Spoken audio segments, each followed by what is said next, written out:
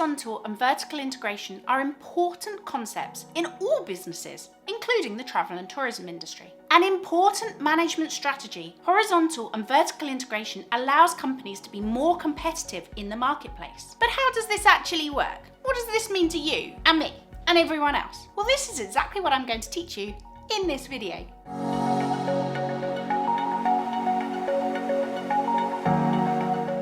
If you are new to this channel, my name is Dr. Hayley Stainton and I teach you all things travel and tourism. So let's begin by answering the question, what is horizontal integration? Well, horizontal integration is essentially a competitive strategy, a business strategy that is used by companies. It refers to the acquisition of business activities that are on the same level of the chain of distribution in similar or different industries. So to put it simply, horizontal integration is when one business merges with another business that is on the same level of the supply chain. So for example, we could have tour operators. Perhaps there is a ski tour operator who decides to merge with a summer sun tour operator. They're both tour operators, they're on the same level of the supply chain. So this is an example of horizontal integration. So why does horizontal integration occur? Well, there are lots of reasons really that organisations within the travel and tourism industry might decide to integrate on a horizontal basis. This could be because the industry is growing. It could be to allow for better value for money to be achieved. It could be because the competitors lack expertise. And it could be to be able to form a bigger organisation and have more market power. What are the advantages of horizontal integration?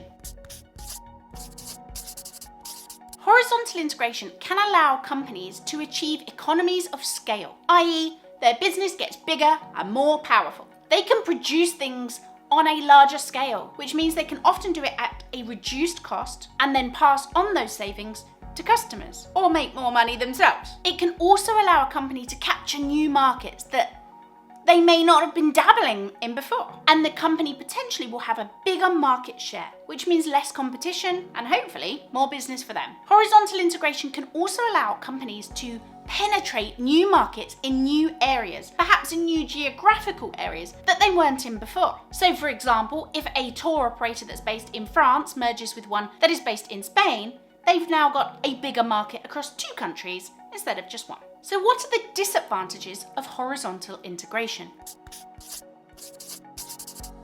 When two companies merge, or maybe more companies than two, merge together, it can cause problems when it comes to staffing and organisational structures. So this is something that will need to be worked out and developed. There can also be legal implications, especially when companies are merging across different countries, because different countries have different laws. So this needs to be figured out too. An example of horizontal integration in practice is Travelopia. Travelopia is the world's largest collection of specialist travel brands. This means that the organisation can offer a variety of products which are at the same level in the chain of distribution. So whilst, for example, Oztravel and American Holidays might be totally different companies, they are both at the same level. They're both tour operators under the Travelopia umbrella. Another great example of horizontal integration is the Virgin Group. The Virgin Group have owned many different companies throughout the years, and some have been more successful than others. A good example of horizontal integration within Virgin is their airlines, which are based in different parts of the world. Virgin Atlantic is based in the UK, Virgin Australia is based in Australia, and Virgin America, which actually ceased to continue after 2018, was based in the USA. All of these companies were, or are, at the same level of the distribution chain, but they were, or are, different companies. Okay, so now we understand horizontal integration, but what is vertical integration?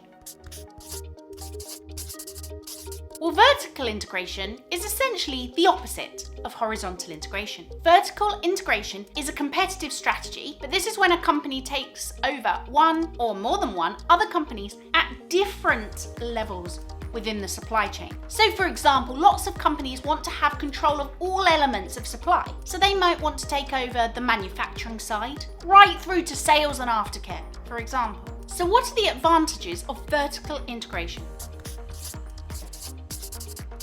Well, by maintaining control of the whole supply chain, companies have more control and they can regulate these things much better. For example, TUI Holidays puts together their holidays via their tour operations. They then sell them via their own travel agents. Then they put tourists on aircraft that are owned by TUI, and tourists are greeted in their destination by TUI representatives. This demonstrates a smooth and consistent process throughout, where all aspects are managed by TUI. Vertical integration also allows for more scope for the highs and the lows of businesses and enables the organisation to diversify their income. This means if one part of the business isn't doing so well, perhaps another part of the business can compensate for that. Likewise, if one area of the business is doing really well, that money can be reinvested into helping other areas of the business that might not be doing quite so well. Vertical integration can also help to increase the barriers for new entries into the market, which means that there is less competition for said company. But what are the disadvantages of vertical integration?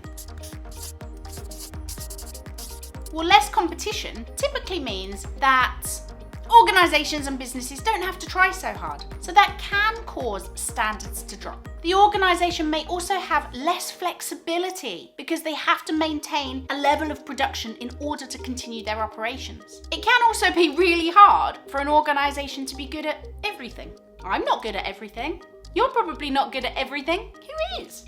We're all human after all. So this can cause problems when they're maybe not so great at one element of the business. An example of this could be that somebody is fantastic at making sandwiches. They make the most delicious sandwiches there are, but they're not very good at customer service and actually selling those. A great example of vertical integration is TUI. TUI is one of the biggest travel companies in the world, and since the collapse of Thomas Cook, TUI has a monopoly of tour operations within the United Kingdom and other parts of the world. Within the umbrella organisation, TUI owns many different companies. Some are at the same level, which is horizontal integration, and some are at different levels, which is vertical integration. Their companies include tour operations, travel agents, airlines, in-destination services, and others. Another great example of vertical integration is Disney. Disney is another organisation that has a history of both horizontal and vertical integration. They have their theme parks, they have their shops, they have their movies, they have their TV channel, they have businesses in all different areas. So in many regards, travel and tourism businesses aren't so different from